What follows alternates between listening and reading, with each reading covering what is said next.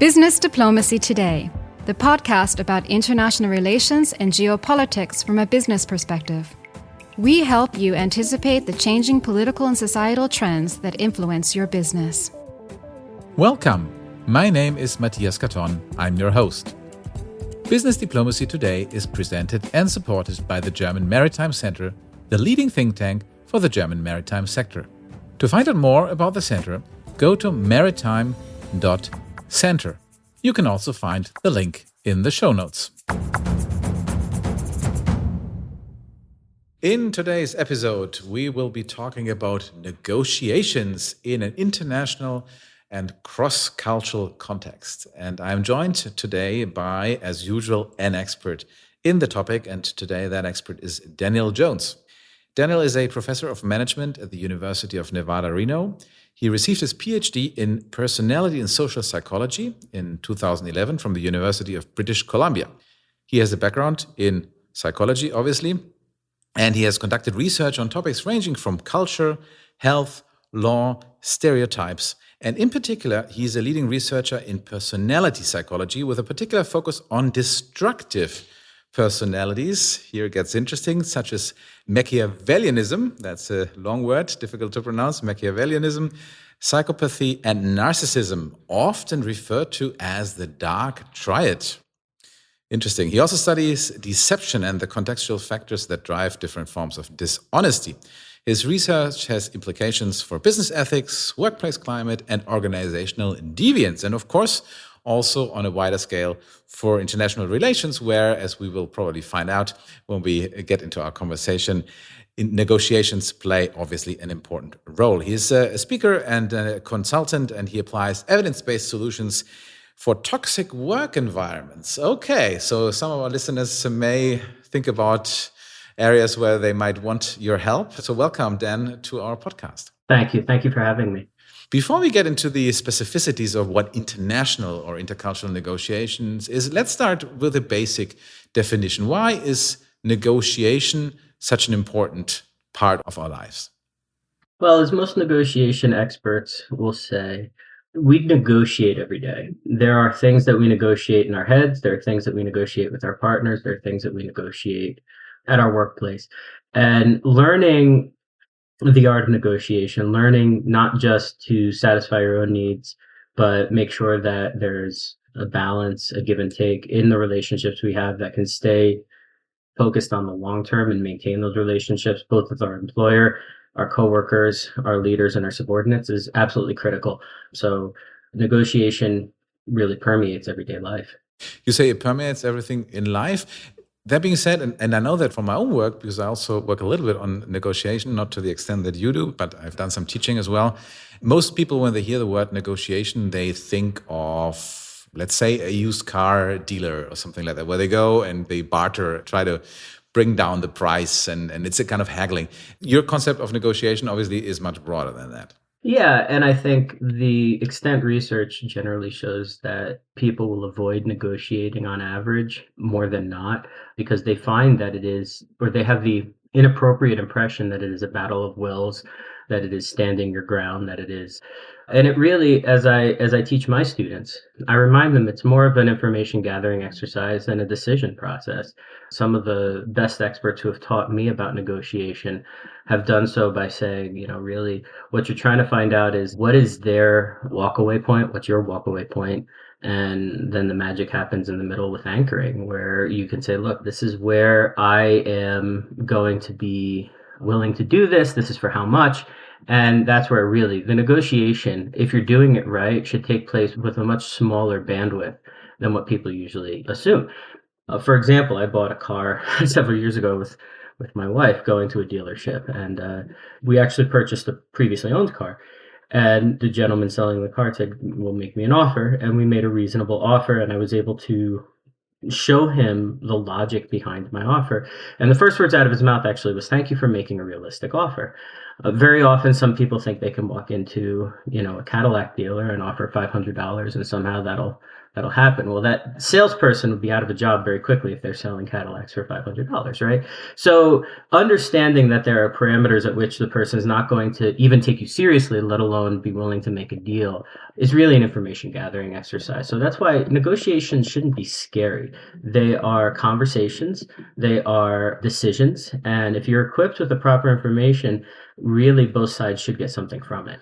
So what you're saying essentially is that it's much less adversarial than most people maybe assume. It's not a fight necessarily where only one side wins and the other loses. That's correct. And actually, there's a very popular theory in both psychology and management called social exchange theory that argues if you are over or under benefited from a given situation, you tend to be less committed to that situation and unhappy. So making sure whether you're negotiating a job deal or you're negotiating a pay raise at your employer, understand that being offered something that is exorbitantly inappropriate for what you're doing and the work you're contributing will ultimately contribute to the deterioration of the workplace. So you wouldn't necessarily want to negotiate for that anyway, even though it might be great, for a year or two to have excessive pay that you don't really deserve. But that's exactly right. Negotiations should be with an eye for longevity, an eye for maintaining the relationship, and should be something that is symbiotic where both parties are feeling good when they walk away from the table. Otherwise, unless it's a one-shot deal and you won't see that person again, otherwise, even if you get more than you should have, you're compromising the longevity of the relationship. Exactly. So it's about preserving and ideally nurturing the relationship. Now, this podcast, Business Diplomacy Today, is about business in the context of international relations. So we will be looking at negotiations not just from a purely abstract or private or business focus, but from an international perspective and obviously also from an angle of politics. And that leads me a little bit back to what I said initially when I talked about your bio. And there were a lot of dark things: Machiavellianism, psychopathy, narcissism, dark personalities. Now, if people listen to the first minutes of our conversation, they might assume, well, negotiation is a very friendly endeavor where everybody takes care of each other's needs and wishes. But then obviously, your focus wouldn't make any sense, would it?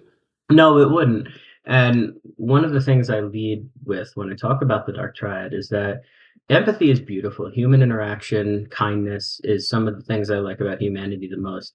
But there is a percentage, albeit small percentage, of the population who don't play by those rules. They don't have those same mechanisms that work in their brains, or they ignore them when considerations of honesty and empathy come up. And so we have to be wary of when we negotiate or deal with those people that they will use deception where we may not be willing to. And so I call it ethics binding. Empathetic, honest people are ethics bound. And so we don't consider alternative routes that break certain moral or ethical codes to get what we want. These types will. Okay, so this gets into lying in negotiations. This gets into, not to get religious, but sins of omission as well as sins of commission, where they'll leave things out in negotiations purposefully versus tell people explicit lies. Now, the truth of the matter when it comes to negotiation is that all of us have at some point in a negotiation omitted a piece of information that may have been relevant to our interaction partner and their ultimate decision. And that is somewhat human nature. It's when it becomes excessive, it's when it becomes deliberate, and it becomes explicit. So I'll give you an example. Most people in a negotiation are perfectly okay leading somebody to believe something that isn't true if they don't explicitly lie. For example, let's say I was late to this podcast and I was heading to my office and I just got up late and I was just being very, very lazy. But I hit a little bit of traffic on the way to the office. My explanation may have been, oh, the traffic was terrible. I'm so sorry that. Now I'm leading you to believe something that isn't entirely accurate. And I'm okay with that. Was there some traffic on the road? Absolutely. Am I explicitly lying to you? No, I'm not. But am I omitting some key information that would change your impression of me? Absolutely. And so most people, even empathetic people, are okay with that type of deception. It's when it gets down to actual, really explicit deception that these types of individuals are the ones you need to look out for. Now, in a podcast where we talk about negotiation in an international context of politics, of course, there's one example that we have to talk about. You are based in the US. Recently, there was a change in the presidency. Donald Trump came back for a second term, and he is someone who obviously in his position will have to negotiate internationally with his counterparts. And he's also someone who is very proud of his own negotiation skills. Famously so, he has written a book some decades ago, I think it's called The Art of the Deal, and he very actively promotes of himself this image of being a master negotiator. First question, would you say that is correct in a business? Maybe let's start with a business context, because that is where you originally came from. And then let's transition to the world of international politics and see what that approach means in practice and whether you think it will ultimately be successful. No, that's a really good question. So Donald Trump, like most business negotiators, had some successes and some failures. In negotiating, very often, there are people who are going to be aggressive. There are people who are going to be zero-sum in their mindset, not cooperative or collaborative in a conversation. I believe, given what I've seen across the situation, especially the past few weeks, when you're up against an aggressive negotiator, Donald Trump's aggressive negotiating style tends to be effective in some contexts. As we saw with the Colombian president, Donald Trump was very willing to be aggressive, unleash some trade tariffs, and get what he wanted. The problem very often with any kind of aggressive or deliberately coercive negotiation tactics is that it has a shelf life. People very often will find a way to maneuver around it. When I took physics back in high school, my physics teacher used to always she had this bumper sticker on the front of her desk that said, forces are like shoes, they come in pairs. And I remember asking her what that meant. She said, simply, if I push on this wall, the wall is pushing back, otherwise it'll fall over. And humans are very similar in those psychological forces. If you push on somebody, there are three reactions you could get. And this dovetails with management theory. The first one is that it tumbles over and you get complete compliance if it had no backbone or basis or grounding. The second one is it moves just enough to accommodate your force and to get you to leave it alone, essentially. And the third one is it'll push back. And the most common form of that is in psychology referred to as psychological reactance, where you push and you push and you push. And eventually people are tired of being pushed and they'll push back. So I tell my students, if you have to use, kind of hard-nosed negotiation tactics or my way or the highway or something like that, you need to use them sparingly, because ultimately those things will backfire and people will come to the table with more ammunition than you realize, and those negotiation tactics will backfire. So in those short-term, one-shot negotiation situations, I do think the aggressive tactics of Donald Trump have been effective in some contexts. The problem is world leaders are not dumb, and they will very quickly learn that these short-term coercive tactics can be outmaneuvered. That's interesting. You mentioned also people pushing back, and you mentioned the example of the Colombian president, which indeed that was a very short-lived rebellion, basically. But we've also seen the more recent example of the taxes that were levied against Canada that have unleashed, not just on the political level, but also, I think, in the wider public sphere, like an act of uprising almost against these perceived bullying tactics where people, Canadians said, well, we're going to buy Canadian, we're going to stop buying any American products. And even like opposition politicians who were forced to rally around an essentially also very unpopular government in certain aspects. So it had kind of like the opposite effect almost. Is that what you were alluding to? That's exactly it. And so what ends up happening is when you have a negotiator coming to the table with a lot of bravado, typically that's associated with some ego investment as well. And when ego is involved, people generally can't back down, even though pragmatically, instrumentally, financially, it behooves them to back down. So they need some moral victories in order for them to step down. And that's kind of what we saw from both the Mexican and the Canadian president. They re-offered basically what was already offered in a previous negotiation. But as long as there was some way to say, see, I got something out of this, when you approach with that type of bravado, that's the facilitation to back down. And so that is exactly the issue. But I think the larger issue, speaking globally, is that this type of bravado or America First policy creates what's been referred to in the psychological literature as collective narcissism, and where we all tend to say, yeah, that's right, America First. And every country, I understand, has a certain level of pride and has a certain level of nationalistic hubris. And to some degree, national pride is a very healthy thing. It's when it becomes hubris, when it becomes arrogance, national arrogance, we run into serious international tensions. And one of the things that I would say is really important is when you have somebody in a room who is narcissistic, they tend to bring out the self-enhancement in that room, right? There tends to be a escalation of the temperature of the room in terms of self-enhancement. So if we extrapolate that internationally, when somebody says, well, America first, one of the things we're hearing from some of the Canadian politicians now that are jockeying to take over for Trudeau is, well, Canada first. And, so what ends up happening is if you have somebody that becomes very arrogant about their country, it doesn't create other countries to become more soft. Other countries now puff their chests up and say, well, we're going to put our people first then.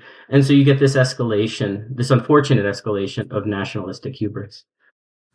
Yeah, and I guess it also gives precedence, right? So if one country can behave that way, then others will make reference to that and say, well, we know if one country can behave like this, others will do the same. So, I mean, we don't have to only talk about Trump, and obviously the jury is still out what will happen. He's only at the beginning of his second term, so some have great hopes, some also have enormous fears. We'll watch this. But obviously, I think even his most ardent supporters would agree that he is, in fact, a very big narcissist, right? I think that's pretty much out of the question. Well, the way I frame it is when I go in to teach, even I describe the conditions of narcissism and the aspects and the facets that have to be present for somebody to be narcissistic. They certainly have to be unrealistically overconfident, entitled to feel that they deserve more than their fair share, fragile and reactive to any kind of criticism, or they don't listen to people who are trying to give them honest critique. They surround themselves with people who will stroke their egos. So my comparison, I never mention the President of the United States directly in my lectures, but I am certainly happy to show what a duck looks like and how it quacks. And then if somebody has questions about a particular behavior, they can line the two up and make their own assessment. Fair enough. I won't directly ever diagnose somebody because I'm not a clinician and that's not my qualification, but I certainly can point to behavioral parallels that are concerning, but yeah, you're right. Kitchen psychology is a big thing, and it should not be overdone. So that's difficult, certainly, to do from a distance. And in particular, at least in my case, I'm not a psychologist at all, so I can't really comment on that. Let's talk a little bit about negotiation in an intercultural context, because that's the topic of today's podcast. And obviously, we've learned negotiating is important, but at the same time, it's also not easy. It depends on your own personality, the personality on the other side, having some skills. Now, in the moment that you negotiate with someone from a different cultural background and context, obviously you have additional complexities, I suppose. Language being one, but that's not all, right? Mm-hmm. Well, and it goes deeper than simply understanding the nexus of the two cultures and the interaction of the two members of that culture. And I'll get there in a second. But yeah, let's just talk at surface level of the culture. There are cultural norms surrounding negotiations that you need to be sensitive to. So, for example, there are certain cultures in East Asia where omission of information is more normative than it is, for example, in some European cultures where being completely forthcoming is what's considered ethical, even with information that might compromise your decision making. Now, I'm not saying that people from East Asia in some of these cultures are more unethical. Please don't misinterpret. I'm saying that is a norm that you simply don't speak with as much information. There's just less forthcoming, less direct information being given to your negotiation partner as a cultural norm. It permeates through other aspects of life too. I'll give the example of letters of recommendation that often happen, which is a bit of a negotiation, trying to get somebody to hire your student or your colleague. Asking somebody, and you are German, so you might be familiar with this, asking somebody from Germany for a letter of recommendation for a colleague, they'll be completely brutally honest, the good, bad, and the ugly. And in fact, I've heard from some German scholars that if you don't mention at least a few things that this scholar can work on and do better, they consider the letter disingenuous. Where in the United States, omitting things a person can work on, in parts of East Asia, omitting things a person can work on is the norm. And if the person doesn't darn near walk on water, then they may not hire the person, right? So the norms are very different in those negotiations. And so understanding that you may be coming to the table with a negotiation partner from a different culture, and what you may perceive to be deceptive or inappropriate, for them, it's a cultural norm. So understanding what questions to ask of somebody from a different culture to make sure that, and again, they're not doing it intentionally. This is not an intentional deception or manipulation or something that's inappropriate. But understanding that if you are negotiating from somebody from certain cultures that tend to not be as forthcoming about information that you would normally think, then to be aware enough to ask the questions to make sure you clarify things that may have been omitted from the initial conversation. So absolutely, understanding your negotiation partners internationally is going to be very critical. And we also find from a deception standpoint, people in the United States and the Western world tend to deceive for personal gain and to avoid personal punishment. But I have a lot of family in Taiwan. People who are in Taiwan tend to deceive and lie to protect their in-group. So a lot of times we think of cui bono, right? Who is going to benefit from a given situation? And if you see the person is building credibility because they're arguing against themselves or they're going to take a deal that hurts their own personal bottom line, we may assume in the Western world that's just integrity, but there actually may be an ulterior motive, which is this is going to massively benefit their in-group or their workers or their organization. So understanding that deception culturally in a negotiation can be driven by different motives is also critical to understand. Does that depend also on how individualistic a society is, for example? Absolutely. So when an individual is negotiating for themselves across individualistic cultures, they generally are straightforwardly looking to get the most out of the situation that they can and minimize their losses and things like that.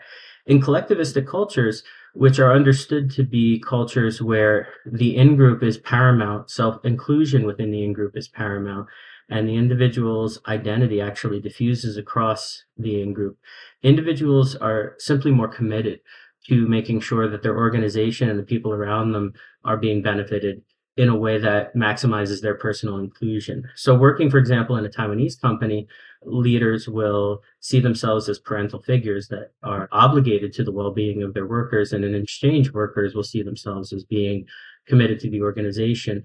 And as a result, if you have a worker negotiating for some kind of external entity on behalf of the organization, they're going to be much more eager to get the best possible deal for the organization than an individualistic person would, because unless it filters back to them directly, they may not be as motivated to work as hard for a great deal for their organization because it's not part of the self. So not only do we have to know our negotiation partner and their cultural background and what they're after in a given negotiation, but there are concepts in sociology called intersectionality where your demographics matter as well. So for example, if you're a woman negotiating with somebody from a more masculine culture on behalf of your company, there may be unique challenges that you're facing, especially as an underrepresented woman or somebody that they're not used to dealing with. And I speak from experience. My wife is a businesswoman, and she has negotiated with all different sorts of cultures and groups on behalf of her company. And there are some organizations and individuals with whom she finds her credentials will carry her. And in other situations, she needs to build rapport first, because very often across some cultures, they will not take a Taiwanese woman very seriously. Learning to build that ability to talk with credentials in some cultures is more of an uphill battle than in others. So in addition to knowing your culture and your cultural target and the people where they're coming from, understanding what your demographics are and how they're going to perceive you from the culture you're coming from with the demographics you have also creates unique challenges. And of course, as you led this is all on top of potential language barriers and things like that. Does that also have to do with the way trust is being built? There's this famous example that applies to German style of doing things with, it's, for example, Chinese. So in Germany, if you have a negotiation situation in a business context, normally people would expect to do the negotiation first. And then once everything is settled, then you go to dinner and you have kind of the more relaxed, informal stuff, you celebrate, something like that. Whereas if you go to China, for example, in China, people will always eat first and then negotiate, because you need the informal part at the beginning in order to build up trust. Is that also something that you see in your work? Is that the way trust is achieved, or also the importance on general trust is different across cultures? That's exactly right. In a lot of negotiations that I've looked at, for example, across Mexico, and I lived in Costa Rica for a period of time, very often initial encounters, no business gets done. They really want to understand that you're committed in the long run. So there may take several trips, several encounters in order for them to even really be willing to talk business. And I know as a scholar, very often I've collaborated with folks at the University of Costa Rica that they are very leery of North American scholars coming down and collecting data on their students and then leaving and never giving them any credit or working with them beyond that. And so building that trust beyond even just willing to do the work, but trust that you won't then exploit that work for your own personal gain usually takes multiple interactions in order for them to even entertain the topic of the business in the first place. And that is, to me, the cost of doing business. So when I do collaborate with Latin American or South American scholars, I make sure that I build that trust and I go down to visit them and spend time with them multiple times before I mention anything related to business. So you're absolutely right. So there's some cultures where a dinner will suffice. You can sit down and have a cocktail and then talk business. But understand that there are some contexts internationally where a single visit may be seen as rushed to talk business. So if you are a business person, you have to negotiate internationally maybe. What can you do to become a better negotiator overall?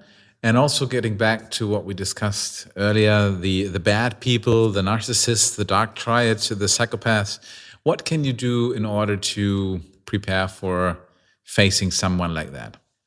So those are absolutely fantastic questions. And really my guru and my go-to person for learning negotiation is my colleague Jordi Quedbeck in Europe. He has a paper that just came out that I really think is important and powerful, which he shows that open-ended questions, appropriately worded open-ended questions, are the holy grail of succeeding in a negotiation. The more you get your partner talking, the more you can get somebody disclosing information, because information is king in making this type of decision, the more effective as a negotiator overall you are going to be.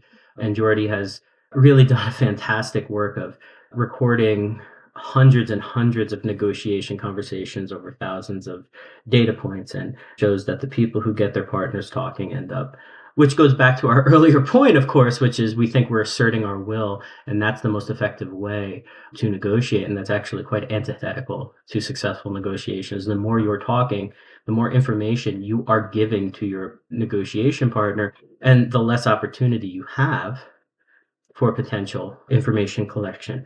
So the second part of your question, dealing with deception and dark personality folks, it still goes back to my initial mantra of do your homework.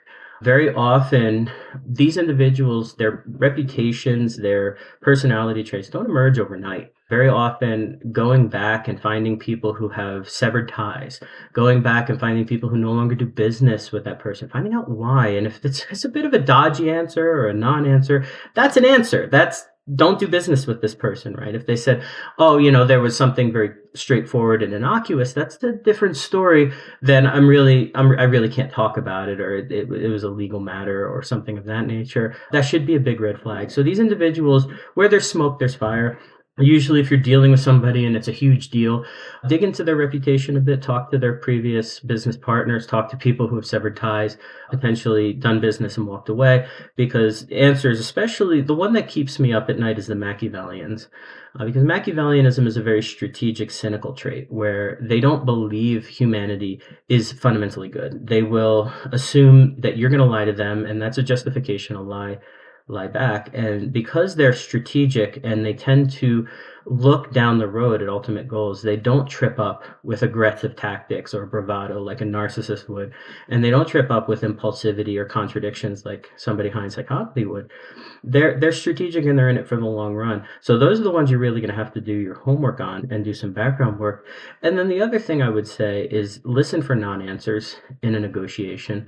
Very often, again, whereas those high in psychopathy may directly lie, those high in Machiavellianism will give you red herrings or non-answers, right? Has this car been in an accident? Well, I have not had an accident while driving in this car. Well, I didn't quite answer your question, now, did I? So these types of non-answers, if you have any suspicions about deception, are going to be your North Star in trying to negotiate whether or not somebody's trying to deceive you. One of the fixed segments in our podcast is what we call Executive Briefing, what you should read now. There we ask our guests to recommend some publications, websites, whatever it may be, to our listeners if they want to learn more. And obviously you yourself published quite a bit. We'll make sure that all those information appears in the show notes. But I would like to ask you if there's anything else that you would recommend to our listeners to dive into. Absolutely. So there are a couple of things. Like I said, the work by Jordi Quadbach, that's Quoidbach. To me, I consider him one of the emerging leaders in negotiation research. There's also, I was honored to be able to give a TEDx Reno talk here in Nevada. And we had, I believe her name was Alexandra Carter, was one of the TEDx speakers who also spoke on negotiation. Her talk is phenomenal. It's gone viral. And I think those are two excellent resources for anybody just looking to get themselves into any kind of negotiation understanding. And then, of course, understanding that negotiations, like I said, are basic conversations, and they have to start that way. Asserting your will generally does ultimately backfire, as we talked about. So understanding that open-ended questions and things like that lead to positive outcomes. But yeah, those are the two scholars in particular whose work I would recommend. The other segment that we always have in our show is A bold prediction, the world in 10 years. There we ask our guests to give us, a look into the crystal ball and tell us how the world will look like in 10 years from now. Now, when it comes to negotiation, what is your take? Will anything have changed? Will we be working exactly the same? Will maybe AI bots have taken over, so we won't negotiate at all? We'll let the bots do it. Where do you see the world being when it comes to negotiation in 10 years from now? Well, I have three predictions for the world changing in 10 years. The first one is that we are becoming somewhat, at least in business and at least in interactions, more homogenized. I've talked to scholars in South Korea, I've talked to scholars in Taiwan, trying to do these cross-cultural comparisons with my research, as we've talked about before, and saying, I want to capture this collectivistic business flavor from your culture. And at least in terms of business negotiation, they say, you don't want to survey my students. And they say that there is a cultural shift that is going on, even in East Asian cultures, even in some very fundamental places where the cultural norms are strong, that the business students are becoming more individualistic. They are starting to negotiate and interact in business context much more in a westernized fashion. So they'll say, we'll get some EMBA or MBA students, some older populations to take your survey, because the 40 or 50-year-olds in South Korea or in Taiwan are still very much thinking in a collectivistic mindset, but the younger generation are shifting.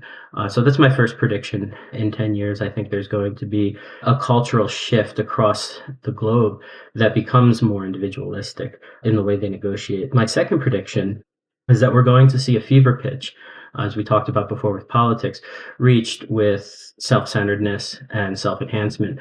With the advent of social media, with the advent of certain self-promoting platforms, we've seen that there's a certain level of arrogance that has reached a fever pitch.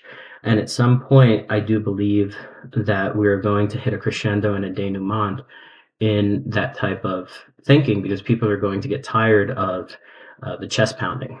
After a while, if everybody's chest pounding, then everybody is basically going to look the same. And so those who can truly be discovered via intellectual humility are going to become the new rock stars of social media in the future. Very often, and we're starting to see this happen already with the popularity of intellectual humility. And there's jokes about LinkedIn saying, well, I've never seen people be so humble, grateful, and honored in my life, because everybody's trying to brag about their accomplishments using those three terms. And then the third thing I think that is going to happen, which is really a game theoretic simulation that was discovered in the 70s and 80s, is that cooperation, especially interpersonal connections like we were talking about, are going to become more systematically important in business contexts than kind of broad spectrum business partners. And what I mean by that is there's a simulation referred to as the doves and hawks. When two doves come across a resource, they share it. When two hawks come across a resource, they fight to the death. And when a hawk comes across a dove, the hawk kills the dove and takes the resource. And what ends up happening in these types of simulations is there's ultimately a homeostasis that's reached, where if you have too many hawks and you're just a few doves and you just share your resources, it becomes too powerful to become a dove, and you get more doves in the population. But if you have so many doves and you're the one hawk killing everybody and taking resources, then it becomes too beneficial to become a hawk, and you get more hawks in the environment. And so ultimately, I think in 10 years, we're going to see a homeostasis reached where people, because there's so much information, there's so much potential for deception, there's so much mobility in international trade, that really knowing somebody, like we talked about before, going down, forming a relationship, building that trust one-on-one, I think is going to become increasingly important to doing business, the human touch. And you alluded to AI, people understanding that as more and more things become automated, people are going to crave that human contact and that human connection. So doing business as a human, meaning going down, getting to know people's families, getting to know people's cultures, taking them out for an evening and dinner, I think is going to become increasingly important in the next 10 years rather than becoming less important. Very interesting prediction. And you may be right. The more technology driven our world becomes, the more, of course, we crave and we need the human interaction that we have as part of our DNA. Dan, we've come to the end of this episode. Thank you very much for this very, very insightful episode where we touched current affairs, current personalities, but also kind of very overarching, important things dealing with communication and negotiation. I think that was a very, very interesting session. Thank you very much for being my guest today. Oh, thank you. It was a pleasure. This was another episode of the Business Diplomacy Today podcast. This podcast is presented and supported by the German Maritime Center. If you like the show, subscribe to it on your favorite podcasting platform. Of course, we would love it if you would leave us a review or a rating.